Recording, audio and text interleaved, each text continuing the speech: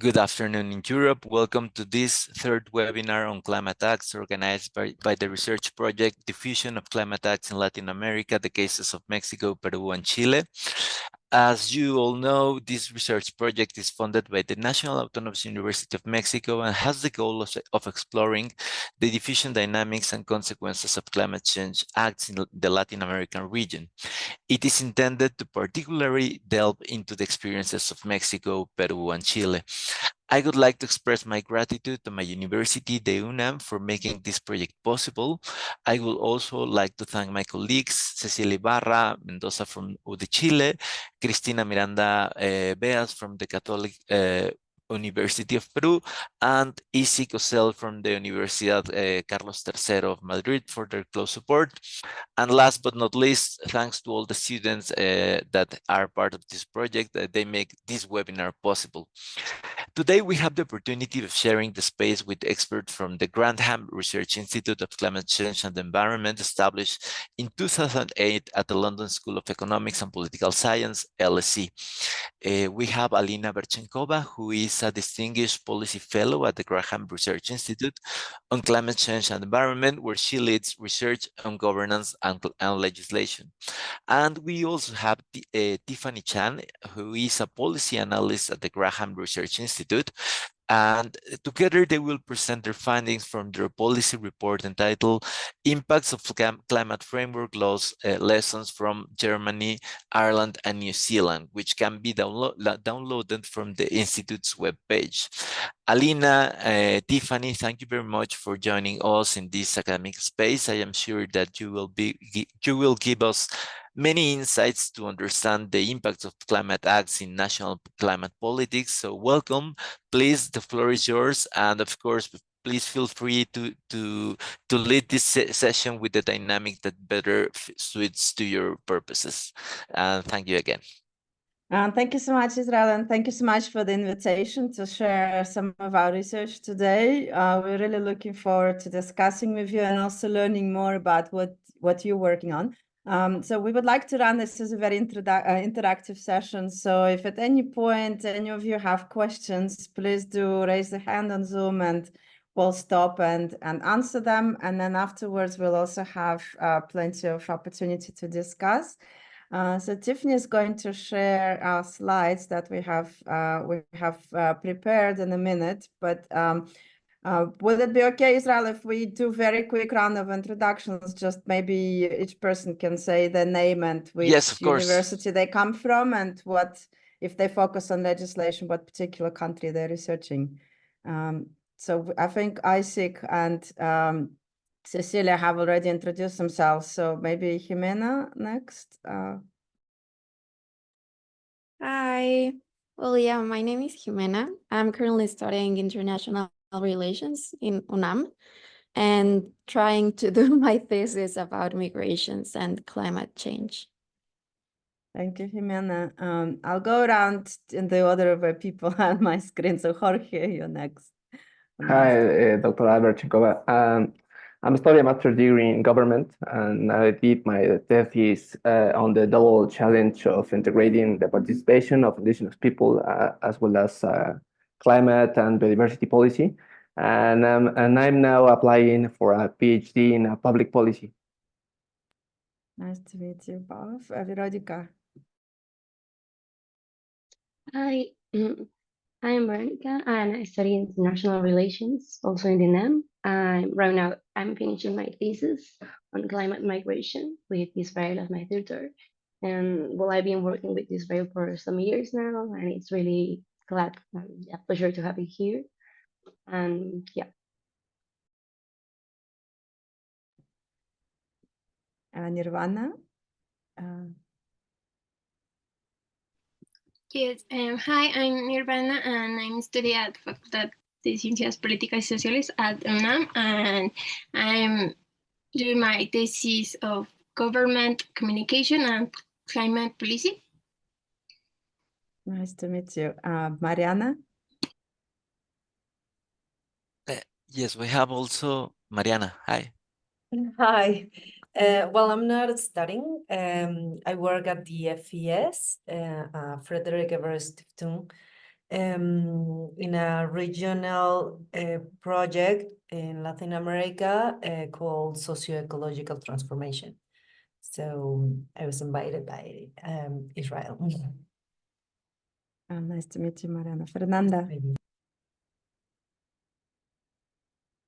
Fernanda? Her is at the public transport, so probably I don't know if she would okay. be able. Yeah, sorry.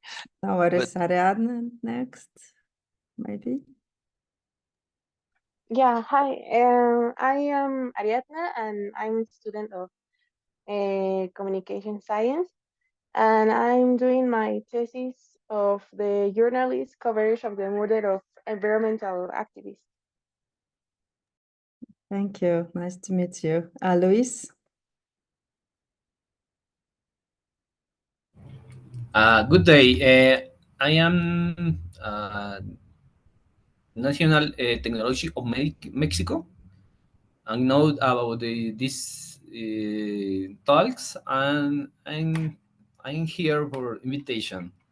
I work in soil recovery. This is Thank you. Thank you. Welcome. And last but not least, Lixe Lavarega. I don't know if I'm pronouncing right. Yes, hi. Good morning, everybody. My name is Lixe Lavarega. I'm a technical advisor at the German corporation, the GIZ, and I'm currently working on distributed energy with communitarian and cooperative focuses. Nice to be here, and I'm not a student. I'm working with Israel in some topics. Nice to meet you all. Nice to meet you all. Thank you so much for doing this round of introduction. I don't know, Isaac and Cecilia, do you know the rest of people on the call, or would you like to come back and introduce yourselves as well? Because we did introductions before we started recording.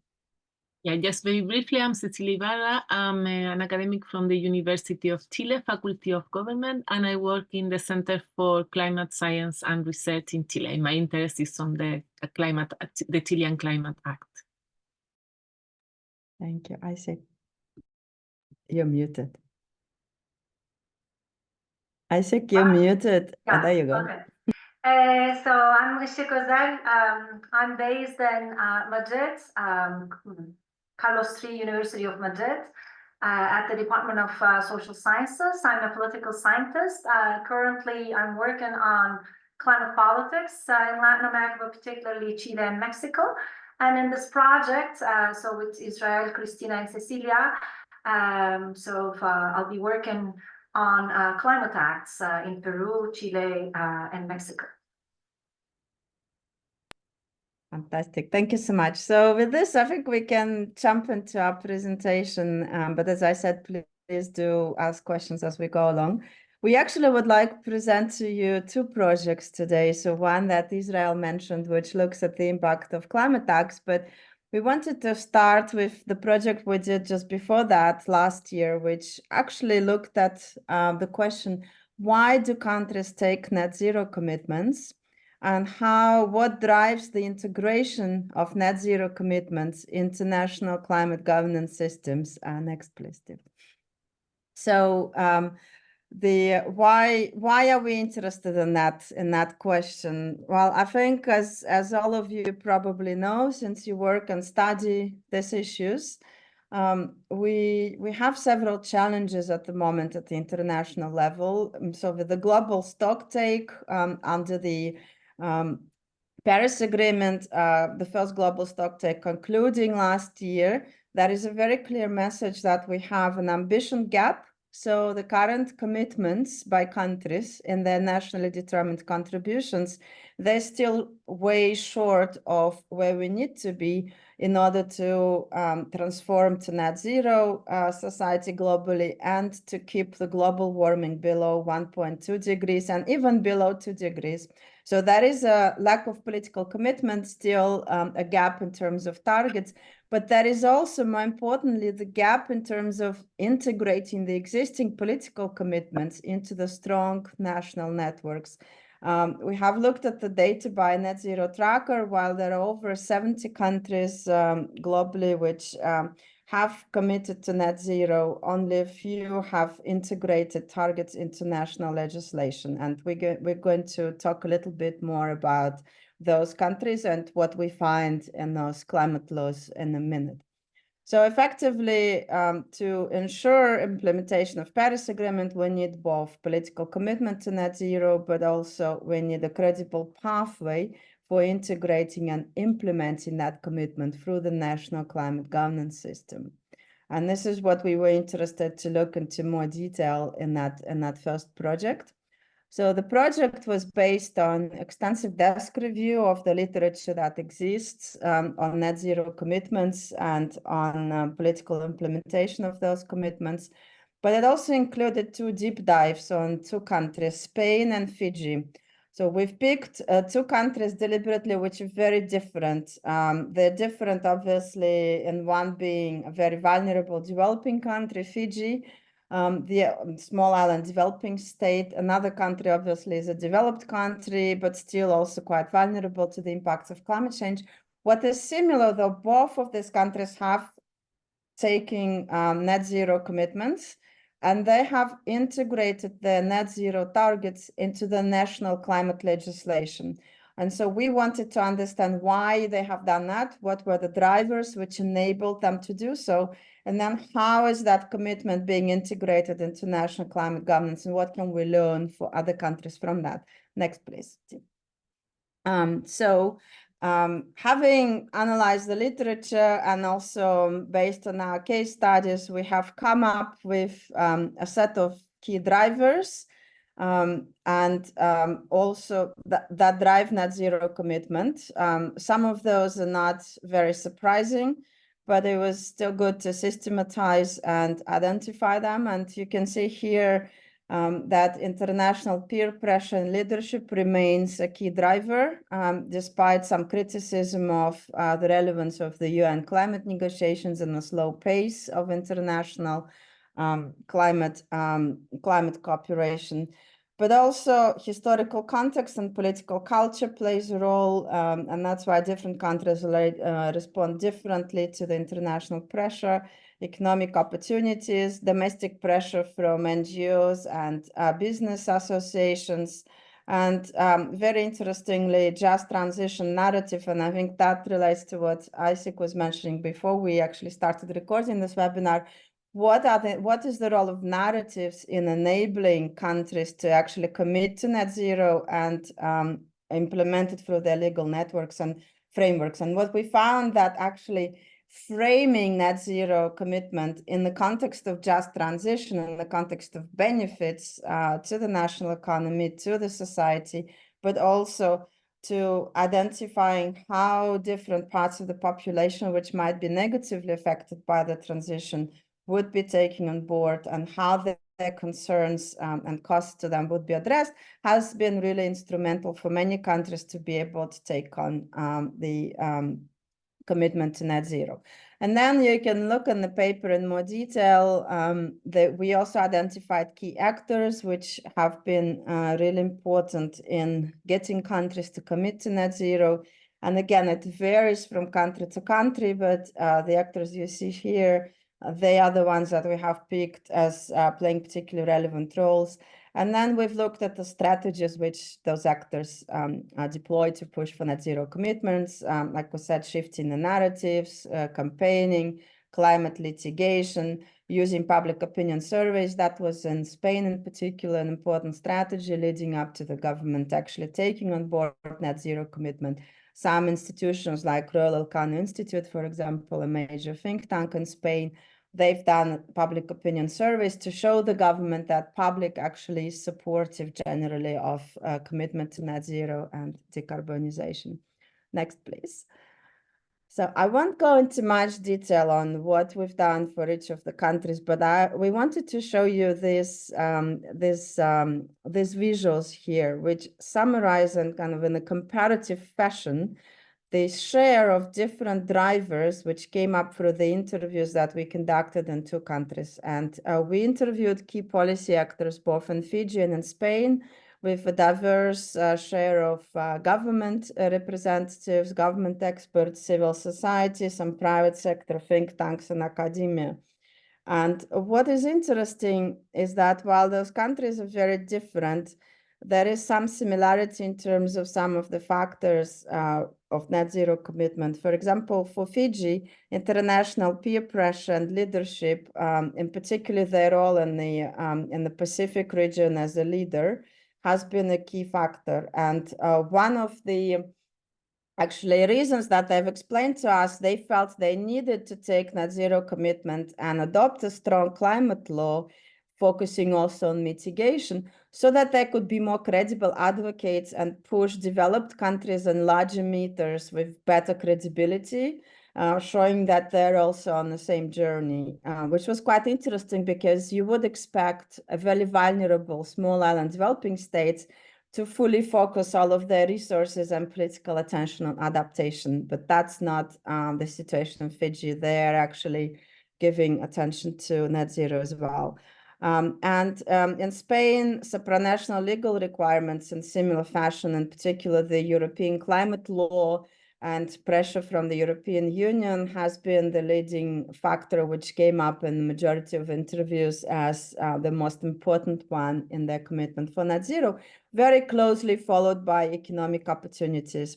And there for Spain, that was mainly access to the European low emission technology market and the ambition of Spain to become clean energy exporter in Europe.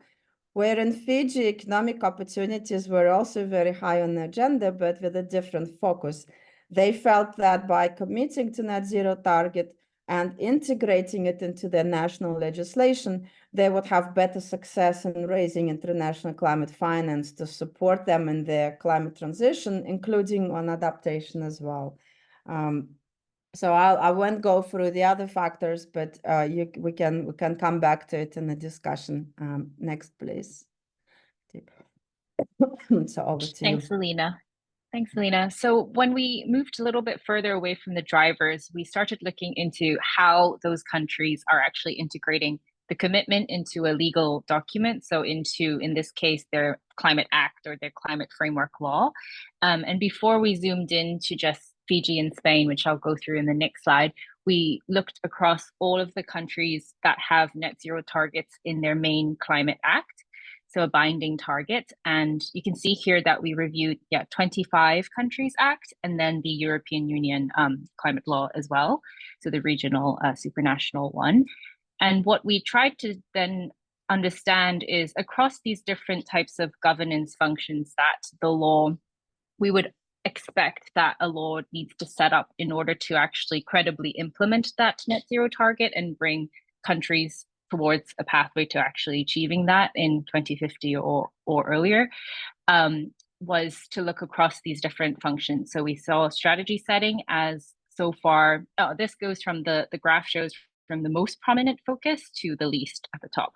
So the highest one we saw was on strategy setting, which I guess in many cases is quite, for all of you, probably not that surprising given the necessary the sort of the requirements for governments to prepare climate action plans, mitigation and adaptation to show what measures they are going to implement to actually achieve those targets.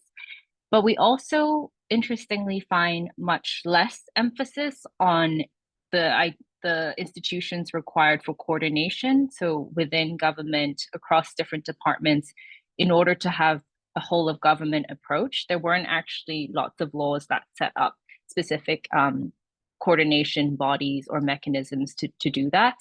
And I'll come on to sort of the implementation challenges that this raised in our 2 case study countries as well on that shortly. But then the other aspect that we also see less focus on is independent expert advice, so knowledge and evidence.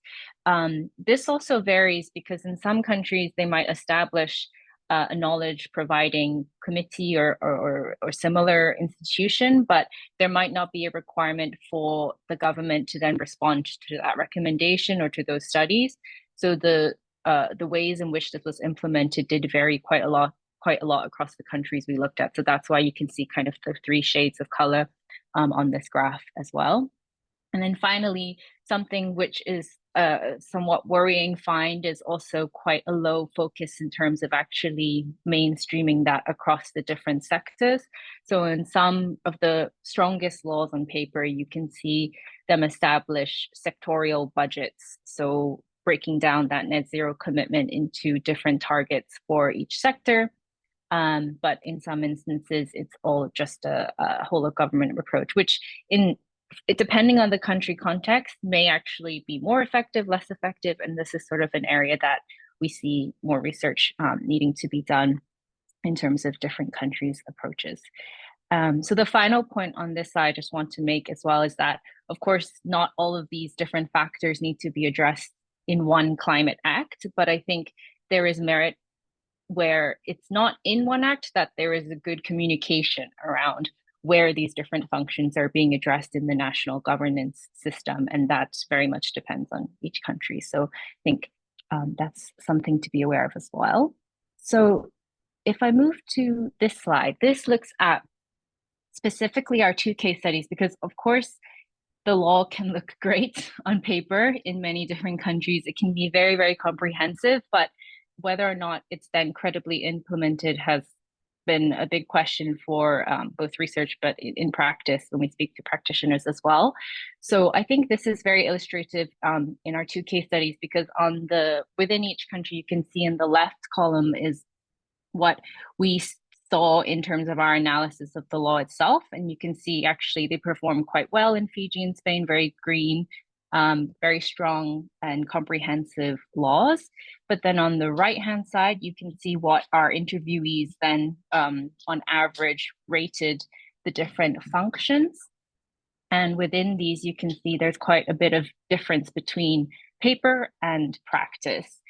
And where we see the most kind of questions and challenges has been around coordination, finance, mobilization. And this is not just for Fiji, which I think is a sort of a general assumption that it might not apply for, in our case study, the case of Spain.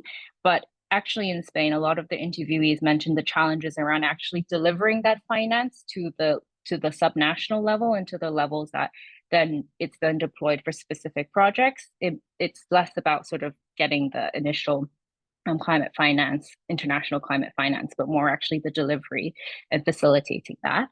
And then once again, we also see quite divergence between on paper and practice for knowledge and stakeholder engagement. So public participation processes going beyond just the consultation that is normally required for the law itself. So this is what we find, but we can go into more depth as well in the discussion. And so perhaps before we go into the other study, maybe we just pause here and see if anyone has any questions at this point, or any comments. Yes, Israel, please. Hi. Well, yes. First of all, I would like to say that it's very interesting, your findings. As you will know, because in Mexico, you have worked the Mexican climate law, and as part of the secondary legislation of the energy reform in Mexico, we adopted the energy transition law. So it's not in the law, but at least as part of the secondary legislation, we got some decarbonization targets for the energy sector. So one lesson that I got, at least from the Mexican case, is that even when it's not a zero target within the general climate law, the energy sector has been the most important driver behind the decarbonization in Mexico. So it's important to have this sort of secondary legislations to have sectoral targets, right? But at least when it comes to the coordination at the Comisión Intersecretarial de Cambio Climático, the SIC, there is a horizontal coordination or governance structure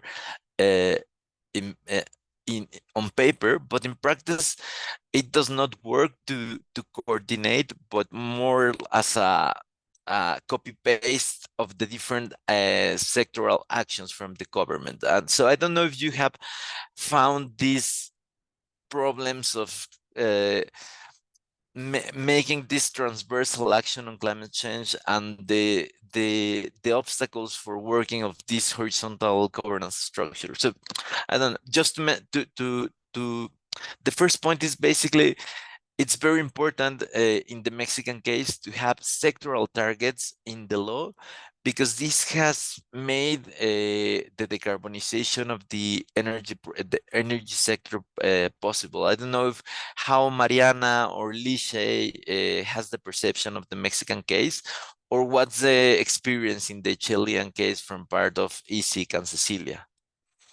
Thank you. Maybe we can react first, and then Marianne and Cecilia, if you'd like to come also on your experience, that would be great. So the really good points, Israel, and I think on the coordination, well, first of all, on sectoral targets in the law, we will talk a bit more about that in the second part of the presentation, because the German case is an interesting one, because they've actually integrated very specific sectoral targets into their framework climate law.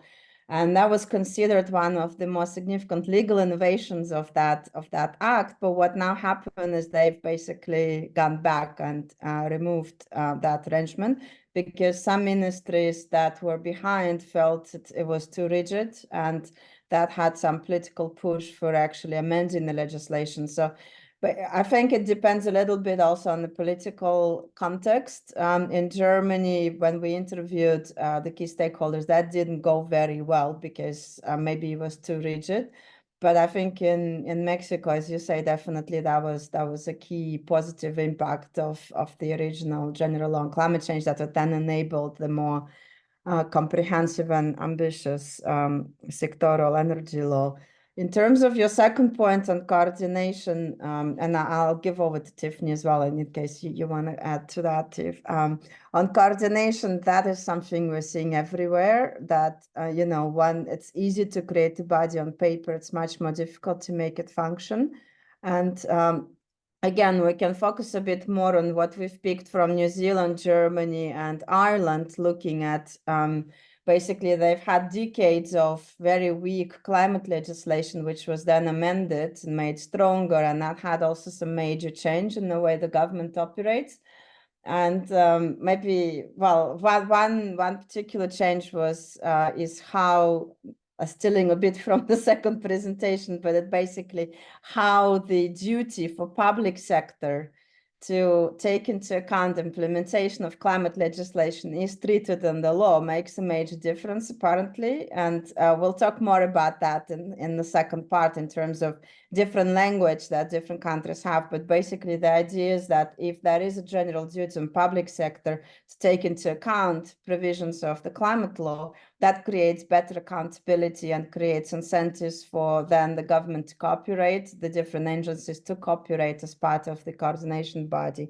But there is also a question of resources. Has there been designation of focal points in the key ministries, so the Ministry of Finance and the Ministry of Energy, focal points on climate change? We have some learnings as well on that from other projects, but definitely when this is done, then the bodies, actually coordination bodies, they have better resource to actually function properly. But I don't know, Tiff, do you want to add anything before we go to Yeah, just on coordination. So I think maybe two more examples that are one from the first study, so from the Fiji context. What we did hear from interviewees actually was that the climate change secretariat, they actually moved from different ministries, and now it sits within the Prime Minister's office. And one of the interviewees did express that this has been a positive change in terms of elevating, because the status of it has, or institutionally, it's at a high level. And so that kind of authority, combined with what Alina briefly mentioned, they have specific focal points within the different ministries to then respond to that secretariat. So I think that was a very practical point that an interviewee raised as positive. But then also in the case of Ireland, what they mentioned was it's not just kind of like the ministry level that needs to coordinate, but the sort of civil servants, so the actual day-to-day implementation. And one of the examples that the interviewee thought was successful was in relation to wind energy, they set up a specific task force, which sits under then the cabinet and then higher up coordination bodies. And that task force, in the interviewee's perspective, was the most effective in actually implementing the actions across the different groups that need to be involved for, so like planning, environment, etc. And yeah, I thought that was another good sort of practical perspective that they offered us. But I'll pause for Isaac to jump in. Yeah, so I wanted to jump in, but first with a question and then some comments on the Chilean and Mexican cases. So the stakeholder engagement, that is very important. So which specific stakeholders have you been looking at? So that is my question. So as maybe you answer first, and then I make my comment on the cases as to the coordination. So for the interviews, we tried to get a good variety. I think we had, just looking for the numbers, I think we had about 20 interviews for Spain and slightly less for Fiji, because it was just more difficult to get people to participate remotely from Fiji. And we tried to get some representatives who are in the government currently or have been formally part of the government when the net zero commitment was being taken and integrated into the national framework, government advisors, then some civil society, more kind of on the campaigning side, NGOs, but also think tanks, which provide more of an expert analysis into the climate policy debate. In Spain, we also talked to private sector. In Fiji, we couldn't find any private sector actors, which was also an interesting finding, who are actively engaged in the climate change debate. Apparently, that's not yet something that happens a lot in Fiji. The government is aware, and that's kind of on the next agenda, well, for the next few years to step that up. And then some academic experts. So for those two countries, those were the key stakeholders that we have interviewed for the studies. Yeah. Okay, and my comments, just to add up to what Israel suggested for Mexico, right? So then on paper, everything is almost perfect, but in practice, you have a very different picture. So actually in Chile too, I've noticed some similar challenges. So there's an interministerial committee, and there is also a mid-level sort of technocratic committee called ETIC.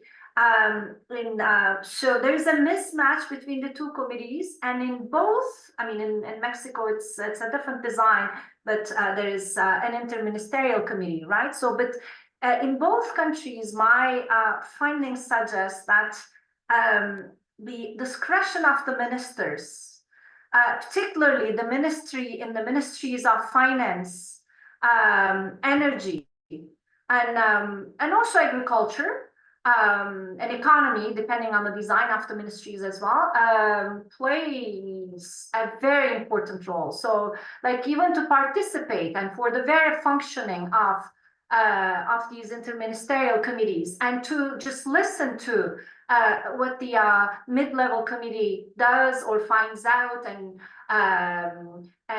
so it's even the coordination between the mid-level committee and the high-level committee does matter, as I understood in the Chilean case. So then it's very much contingent upon political or like persons, individuals, even discretion sometimes. And sometimes the ministries or ministers do not collaborate much, but subsecretaries, right, do the work. And they make those platforms operate for a while, but of course it's not sustainable without the commitment at the high level. So it's a big challenge. So I'm not sure if design of those on paper would make a difference, or different designs would bring about different kinds of implementation outcomes. So that should be investigated for sure. Thank you so much. I think that's definitely still an under-researched area in terms of what works and what doesn't in terms of coordination of climate change, because I'm currently also involved in some work the World Bank is doing on kind of reviewing capacity of public sector, how it needs to change in response to climate crisis. And I think that's one area where they've also identified not enough empirical studies on coordination of climate change. But I think one general point that we could probably kind of conclude to some extent from the various studies we've done, having a national net zero target or another target integrated into the law, that definitely helps to strengthen coordination among the ministries because they take that target more seriously. And equally, having specific objectives for each ministry, like Israel was saying, the energy target, whether it's integrated into the law itself, like in the case of Mexico's energy law, or whether it's integrated into, say, a government's plan for implementing law, as in the case, for example, under the UK's Climate Change Act, there are no sectoral targets integrated into the act. That is a requirement for the government and parliament to establish the carbon budget for every 5-year period. But then the government, after the carbon budget has been established, has to come up with a detailed plan on how it's going to meet the target. And that's where sectoral actions are being determined. And so as long as there is a mechanism to translate national emission reduction target into specific sectoral objectives, what we are noticing across the different countries we have looked at, that definitely helps to strengthen coordination mechanism. So Jorge, you wanted to come in. Yeah, thank you. I want to comment on vertical governance. The Mexican case shows that vertical coordination with other levels of government goes hand in hand with a strong leadership and even sanction to enforce the law.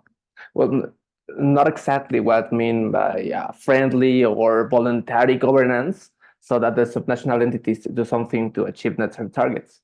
And the question is, do the same tug of war occur in the cases reviewed?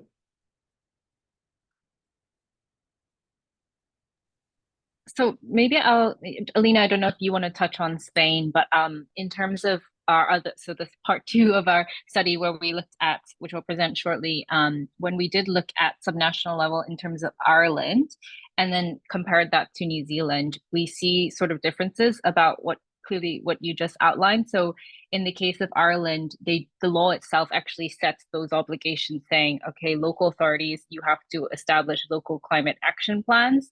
And those need to be in line with our national targets and our national plans.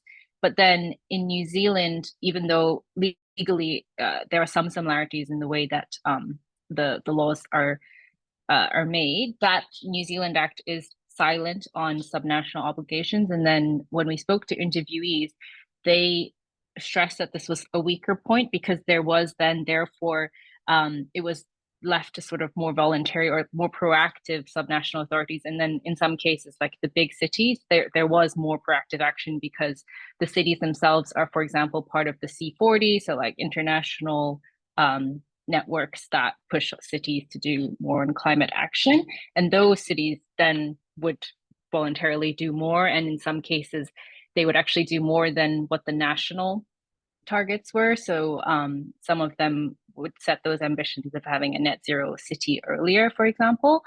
But then you also have other cities or other subnational authorities that might not necessarily do much more. And so I think the subnational governance that you mentioned really does quite depend on the country context, because then in Germany, they have the federal state system, and then there's a lot of difficulties as well, but also some positive signs that we saw where some states actually, so the interviews that we spoke to there, some of them refer to the fact that the signal that the national act, federal act set meant that they would also try and use that as an alignment in terms of them setting their own targets, but then there are also other states, federal states, that disagree with that. So there's quite a bit of country context there. And I think maybe Alina wants to jump in on Spain, because the autonomous communities is also another area where we see some of that in it.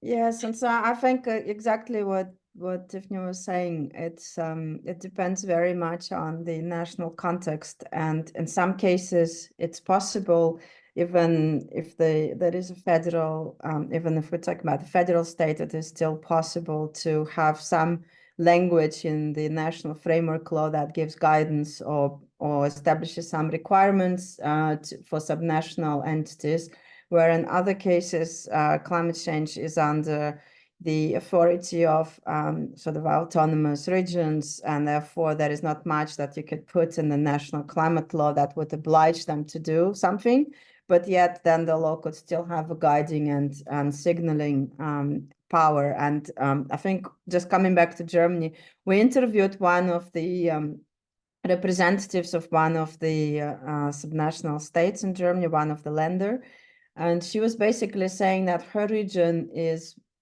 has always been well ahead of what the federal government was doing. But once the law was amended at the national level to introduce net zero target, that has given them a major push to also make more ambitious their regional climate action plan and their own legislation.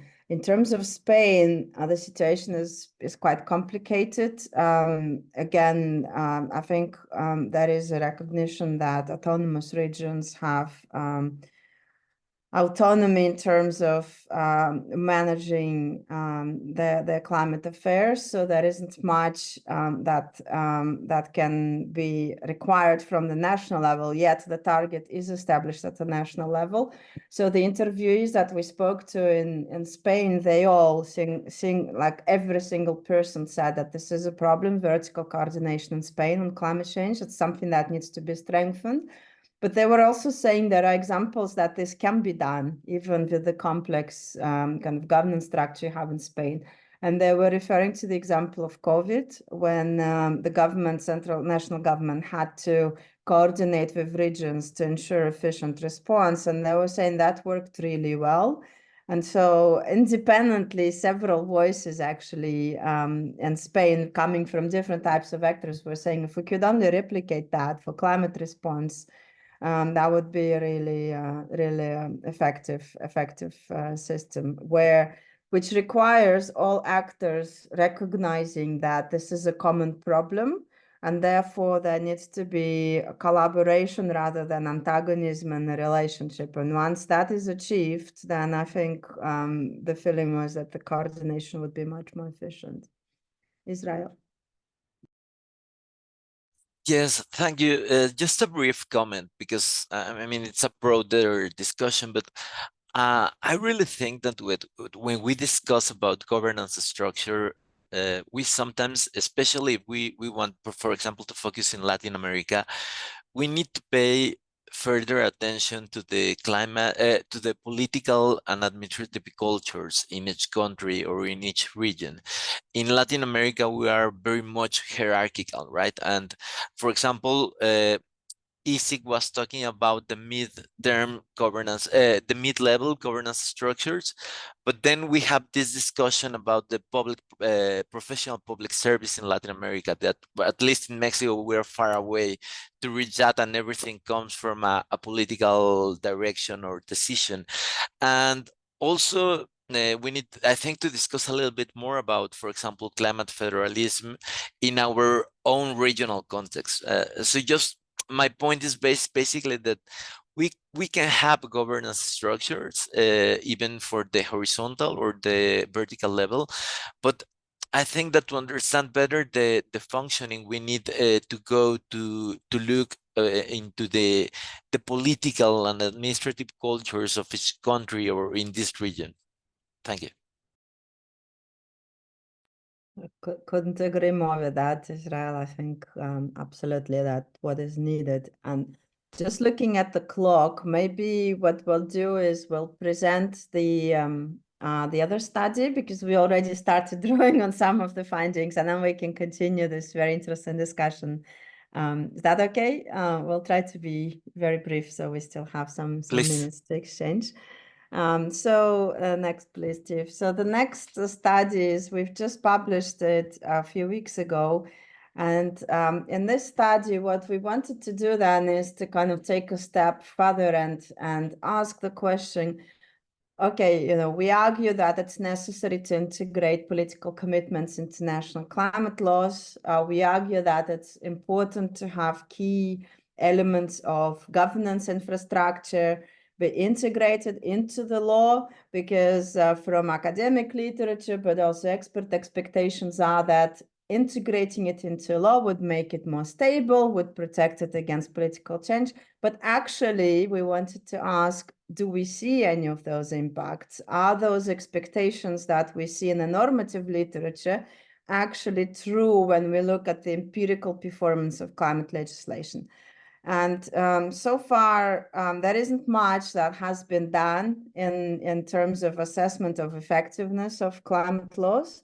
There was a study that myself and some colleagues at Grantham in 2018 did on the 10 years of impact of the UK Climate Change Act. And so we've taken the similar methodology, expanded it a little bit, and this time we wanted to apply it to a different set of countries to look at other political and socioeconomic contexts. And so in this study, we considered, as we mentioned, Germany, Ireland, and New Zealand. All of them had some climate legislation which was recently amended and strengthened. So in case of Germany, the German's Federal Climate Change Act, or Bundesklimaschutzgesetz, was amended in 2021, again, to include net zero target, but also to make some modifications to the governance infrastructure. In Ireland, the initial framework climate law, which was adopted in 2015, was amended in 2021. It's called Climate Action and Low Carbon Development Act. And finally, New Zealand, again, they've had a very weak framework climate change legislation since 2002. And in 2019, they've adopted a climate change response Zero Carbon Act, which was quite a big political achievement because the society and the political debate in New Zealand was very polarized on climate, almost similar to what we were seeing in the United States. And this act was adopted as a result of several years of efforts to build bipartisan or cross-party political consensus behind the legislation. And what we've done in this study is that we conducted overall 73 expert interviews across the 3 countries, with slightly larger share in New Zealand, I think about 33, and the rest equally split between Germany and Ireland. And again, our key target groups for interviews were people who have been either directly involved in designing climate legislation and implementing climate legislation, or those who are on the receiving end, such as private sector that has to now implement it. We also interviewed representatives of independent advisory bodies in all of the 3 countries, as this was highlighted as the key part of national climate governance system. Next, please, Steve. So what do we find? So I'll start with some high-level messages. I think our overall finding is that many of the expectations, several of the key expectations from framework climate laws, overarching climate laws that establish economy-wide emission reduction targets and key elements of governance infrastructure. So several of expectations actually, we find evidence that they're being fulfilled. And that in particular concerns the expectation that framework climate laws will significantly strengthen national climate governance systems.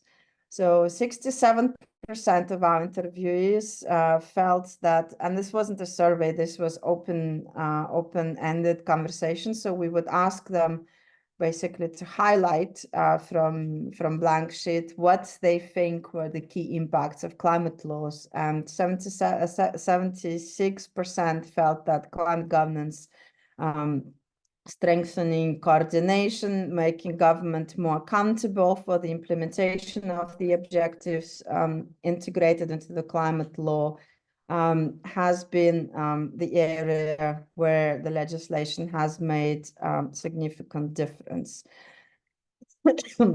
And one area, and I think that's what we started talking about, and I'd like to highlight that, relates to the change of mandates of public bodies, because that made significant difference in how the government responded to the implementation of the law.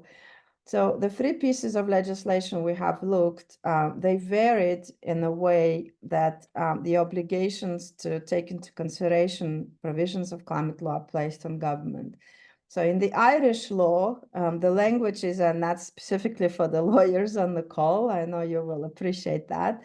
The Irish law says that public bodies' decisions, all decisions by public bodies, must be consistent with the Climate Action Plan and and other provisions of the climate law. And we found that the interviewers were telling us that this provision actually had greater impacts on accountability and engagement of different government departments with the climate change commitments in the climate law.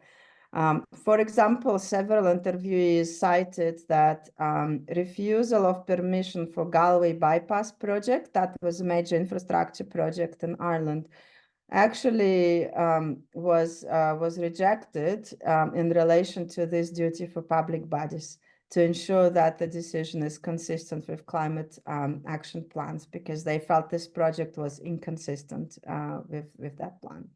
In contrast, if we look at Germany and New Zealand, the language is much softer in relation to the duty of public sector, and the associated impacts were considered weaker. For example, in Germany, public bodies shall give due consideration to the purpose of climate law and its targets, which is not the same as ensure it's consistent with.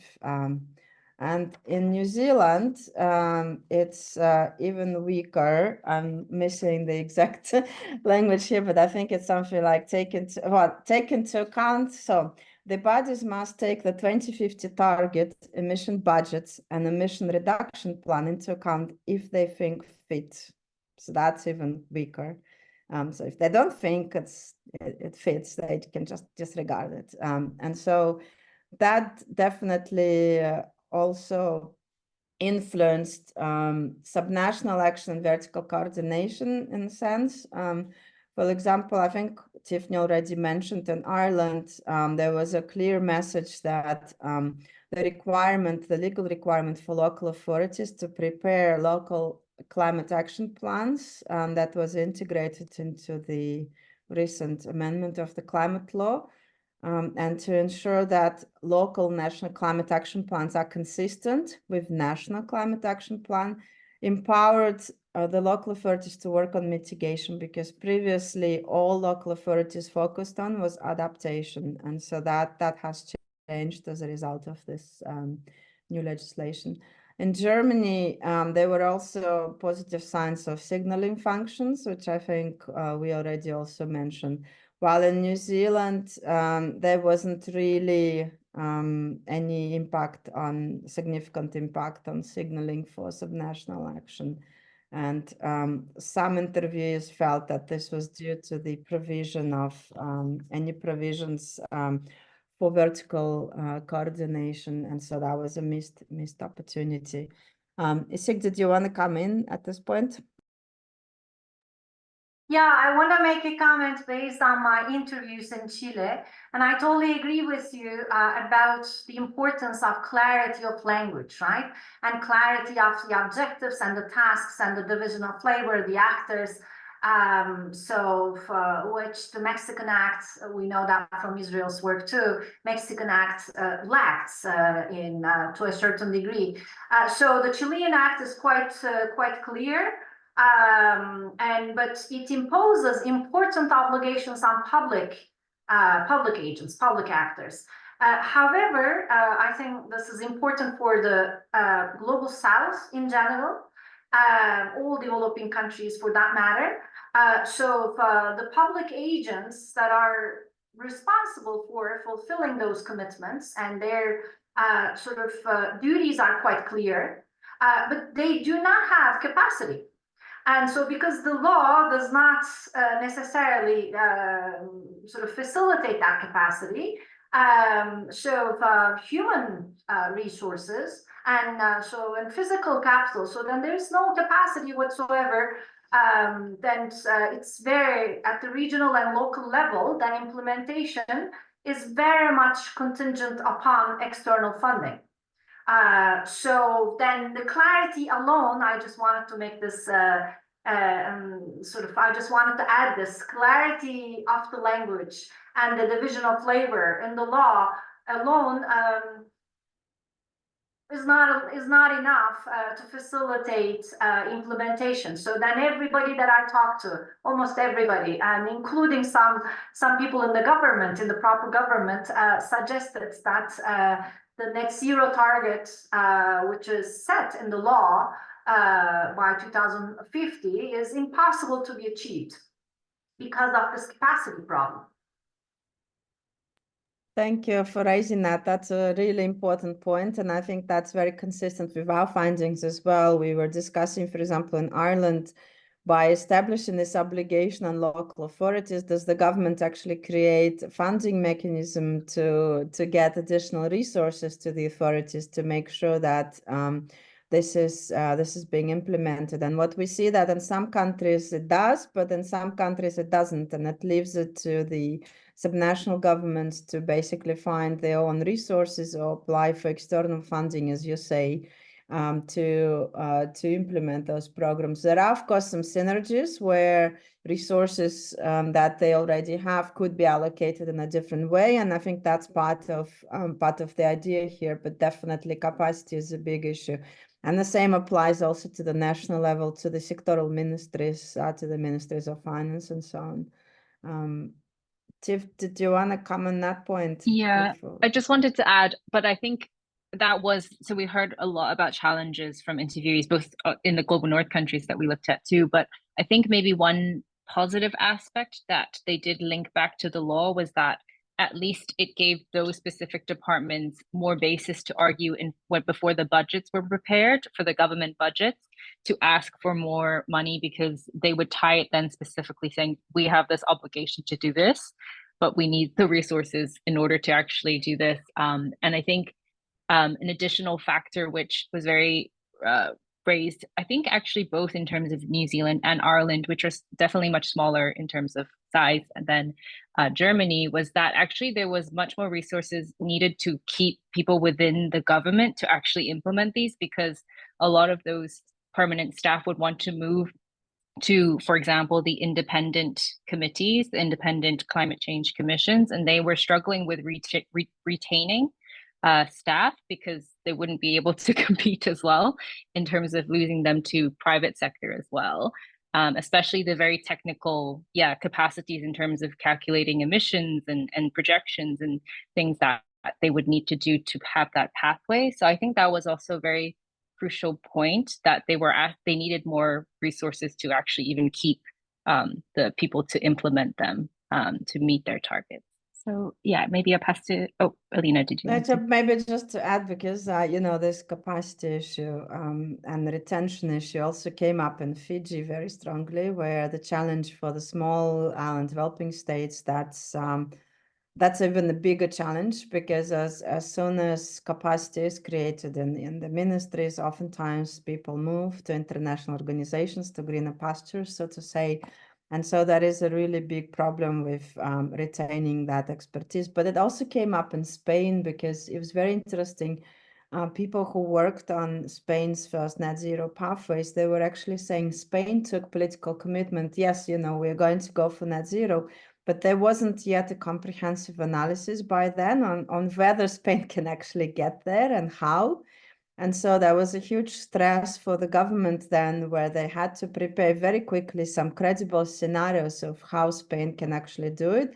after the political commitment and the law has pretty much been underway.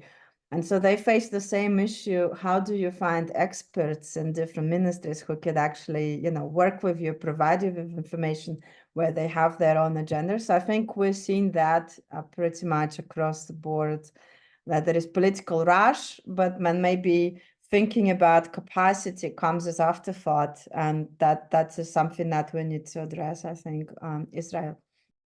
Yes, thank you. I would like to highlight this issue that ISIC raised, because I am trying to think the challenges of climate acts, but specifically in Latin America, right?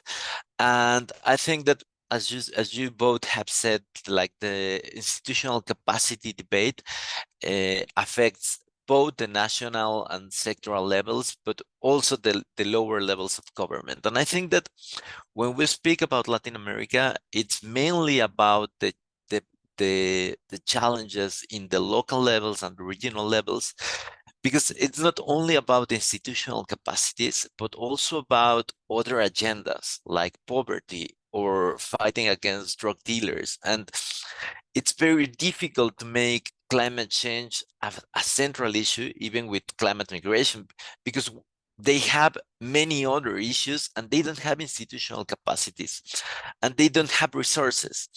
So that's, and the federal government does not have enough resources to facilitate to these lower levels of government. And then we have, as Jorge has worked, like a uneven deployment of the different instruments in the regional level, because they don't have the same institutional capacities.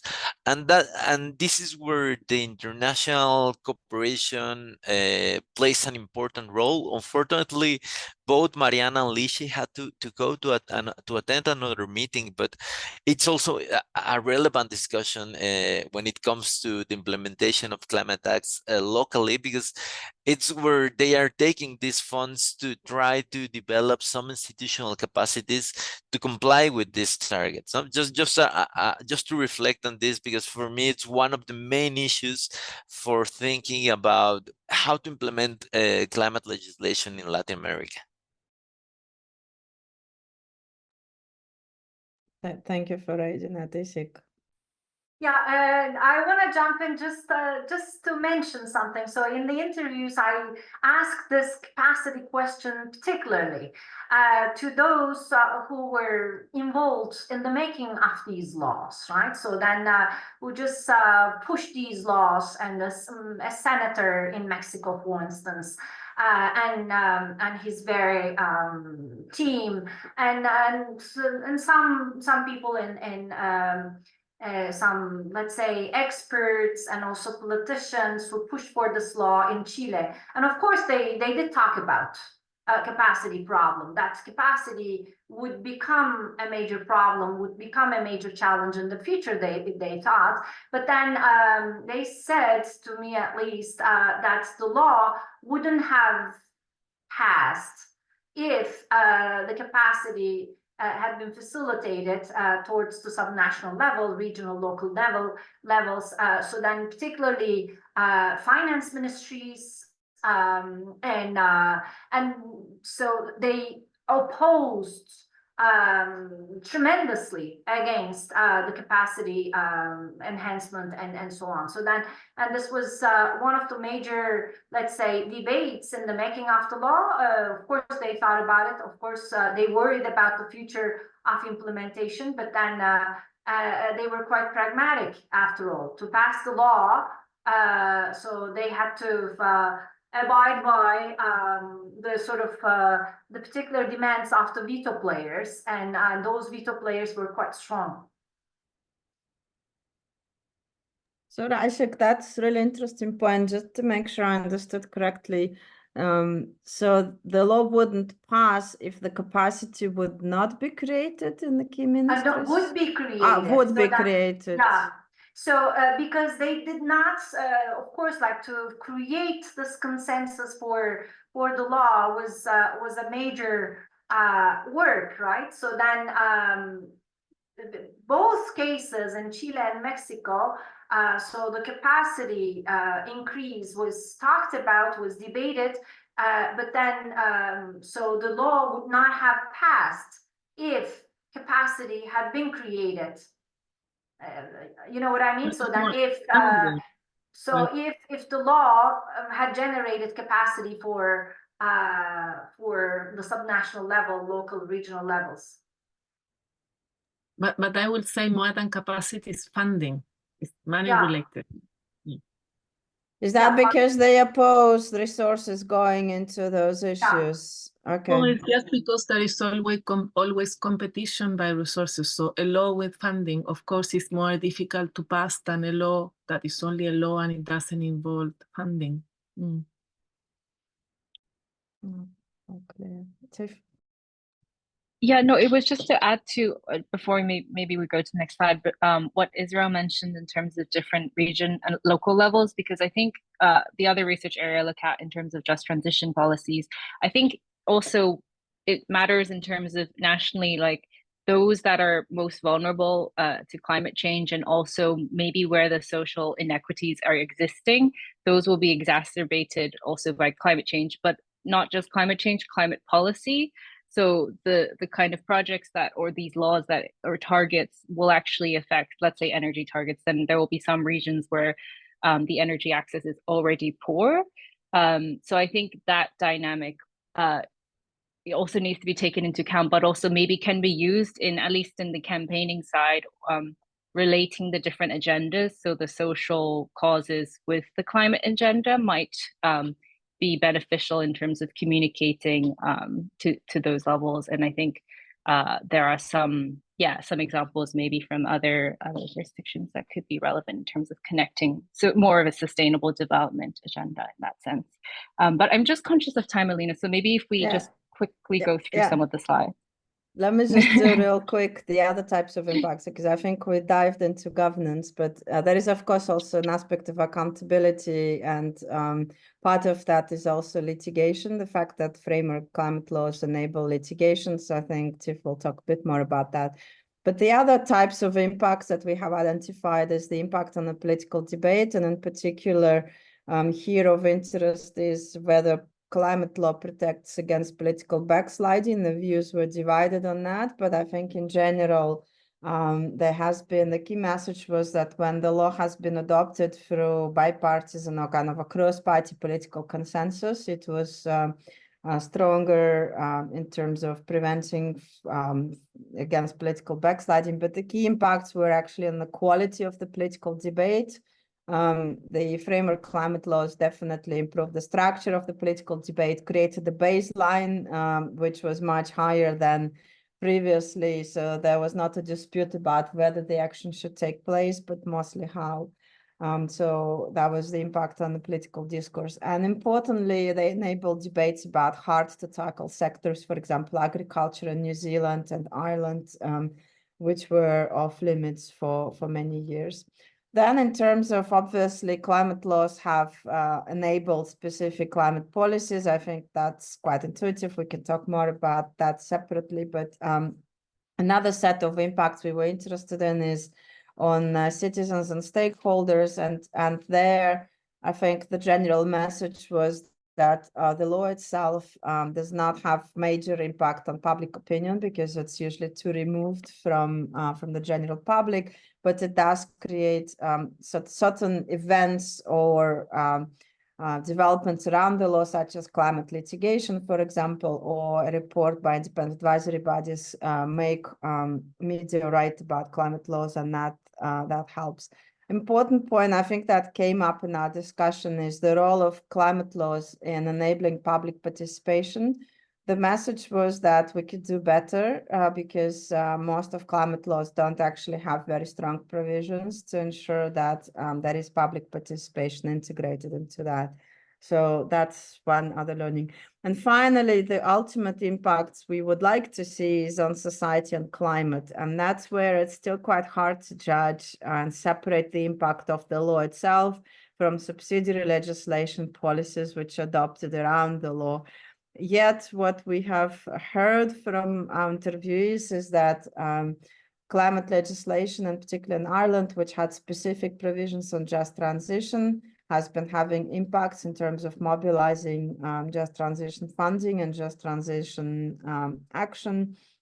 And in general, across the 3 countries, we have seen evidence of climate laws mobilizing financial flows towards implementation of the objectives. And finally, we could see decoupling of emissions from the economic growth. Tiff, next, please.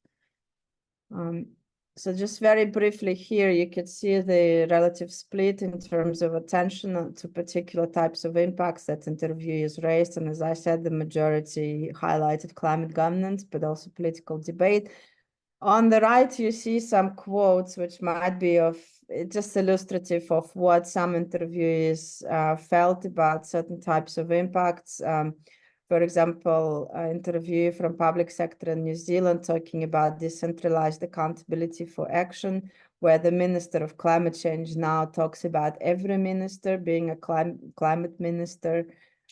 There are also from Germany, I think, as I mentioned, the original amendment of the Climate Change Act there included clear sectoral targets, and NGOs some felt that provided clear responsibilities, sectoral responsibilities, allowing civil society and the public, as well as other politicians, to point fingers at the ministries that are not complying. But again, as we say, that backfired a little bit, where ministries which were not complying were pushing for reform to the law and move against having annual very specific sectoral targets.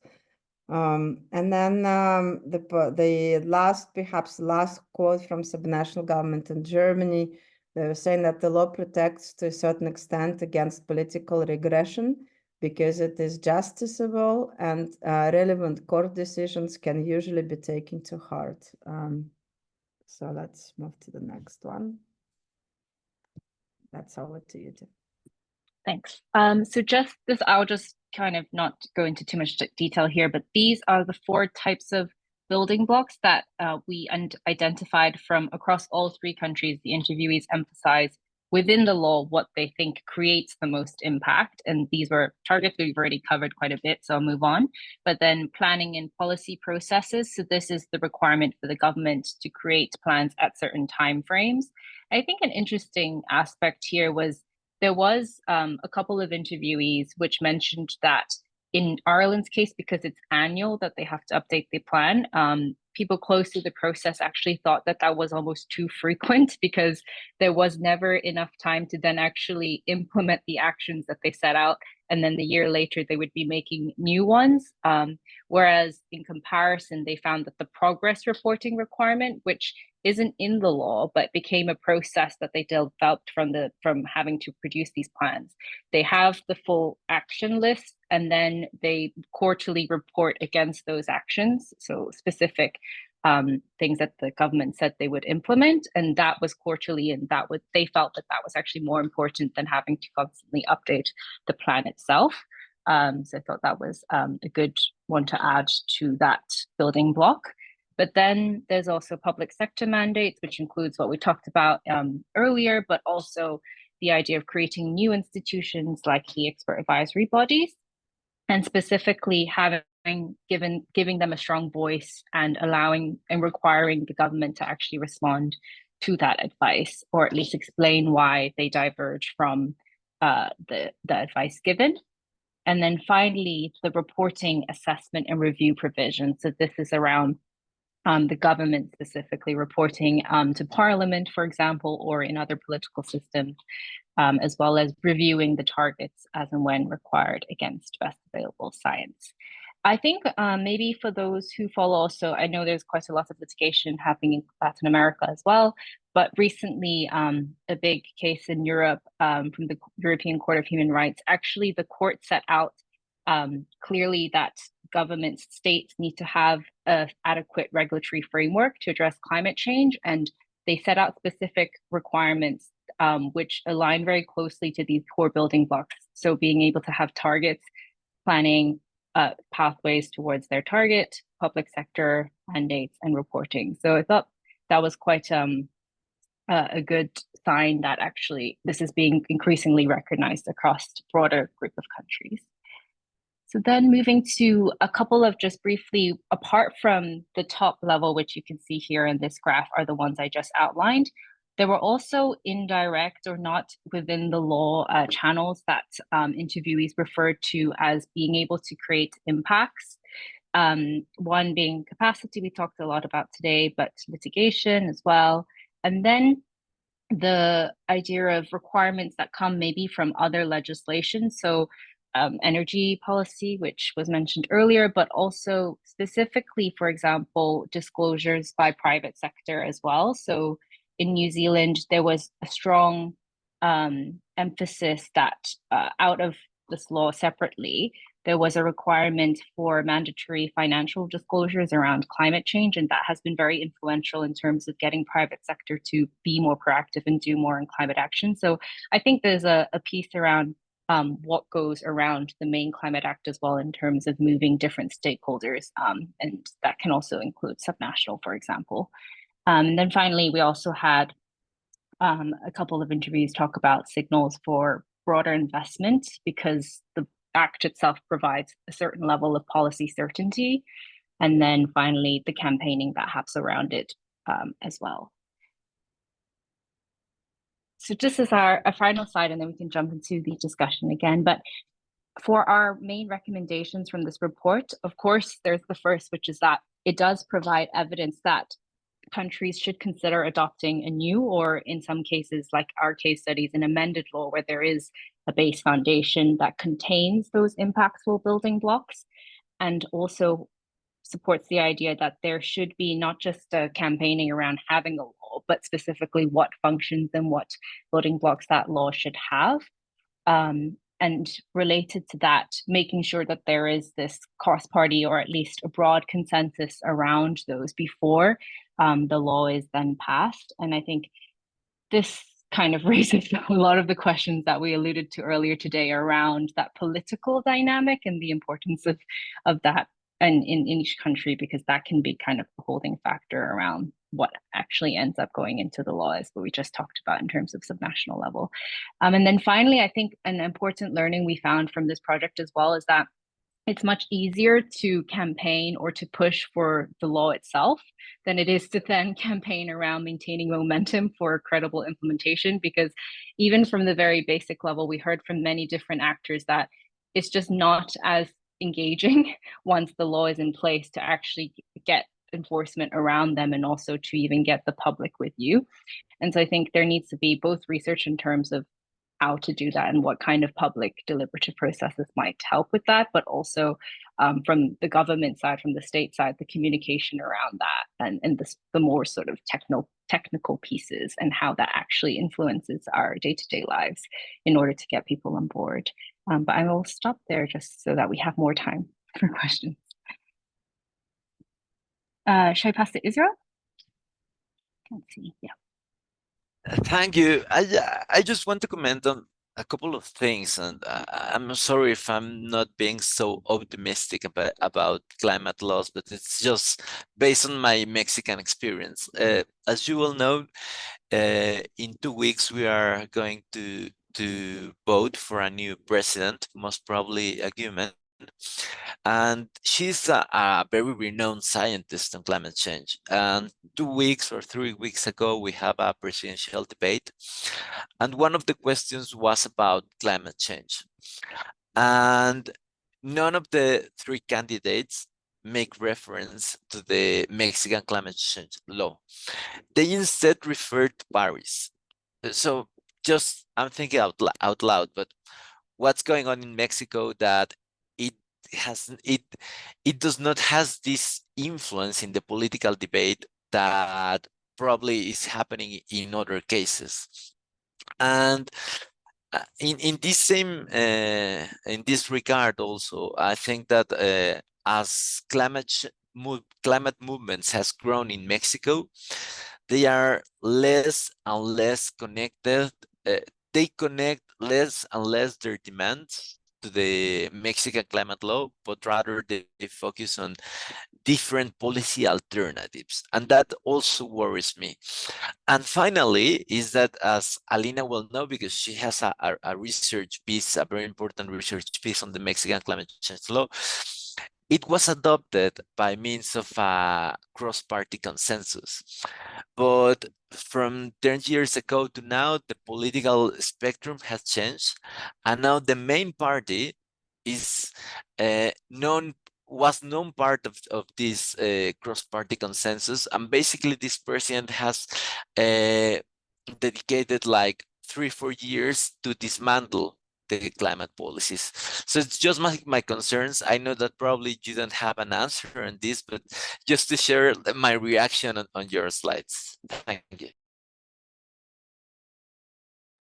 Thank you, Israel. I think that's a really important point in terms of, I think that's also an observation we make. The political consensus, but that doesn't take care of itself. There needs to be active societal actors who work to maintain it and to transform it as well. And I think, well, for political reasons, I suppose, civil society had been in a fighting mode over the past few years in Mexico, from what I understand, trying to protect at least some of the core elements from being completely dismantled. And so it became difficult to campaign for strengthening the climate legislation. I suppose what would be interesting to see and important, I suppose, is to whether with the new incoming government, there could be a different approach, perhaps, in the climate movement around either amending the law so that it can, like, the new government can take ownership of it and it can be strengthened, and then the importance of this legal instrument could be elevated internally. I don't know if I know Initiative for Cambio Climático is kind of thinking to go in that direction. I think Polé as well. I don't know about the other actors, but I suppose, yeah, that's an important question. But what we see, and I mean, the only parallel I could give, you know, from what we've researched, New Zealand, for example, they've also gone through elections very recently, and one of the parties in the coalition is the right-wing ACT Alliance Party, which is really would like to repeal the climate law, would like to basically undo everything which was done. But what is interesting, they're in a coalition with the National Party, which is conservatives, but they have been one of the main parties, like the two main parties which have been behind the Zero Carbon Act amendment. And so as a result, they said this is the red line for them. They're not going to support the demand from ACT Party to completely repeal the climate law. But there could be some concessions they might have to make in terms of specific policies or maybe some ministerial portfolios. And so it's about, I think what we're seeing, if you have a balance, kind of large enough political forces still standing behind the climate framework, that helps to deal with kind of the opposition. But I suppose in Mexico, as you say, the opposing party is quite large and powerful, and that creates a significant challenge, I think, for the climate movement. So yeah, I don't have a good answer, but maybe some of our examples could help in that sense. And maybe just kind of before closing, I think this was, I mean, for us, this was a very interesting discussion. I think, you know, we're very interested in learning more about what's happening in Latin America and also in collaborating together. Yeah, so would like to keep an open line of communication. There are also opportunities if anyone is interested to do joint commentaries on these issues with LSE, with Grantham. And we would like eventually to do also a study on including a Latin American country on looking into some of those impacts of climate laws and the challenges and the implementation, which might be specific, like in terms of what you're observing. So just kind of an invitation, I think, that's something we are very much interested in doing going forward. And thank you so much for coming today and for discussing with us. Yes, I don't know if you want to, do you have a question, Ceci, or do you want us to formally close the session and then to have a space for informal? To say thank you. I just Okay, wanted to please say go thank ahead. you, because especially in the case of Chile, since the law is very new, it's, it's the honeymoon period. It's just plans, and we're not into any implementation, really. I mean, to make plans is just more paper. So I feel this study can be very helpful for us to think of ways of driving impact, maybe, and contributing to that. So very, very, very, very valued from here. And I hope we will see you again. Thank you. Bye. Yes, thank you, Alina, Tiffany. I think it was a great session and you gave us a lot of food for thought. So if you all agree, we can finish the recording of this webinar. Thank you for to all the people that attended, and then we can continue discussing this without this public recording. Okay.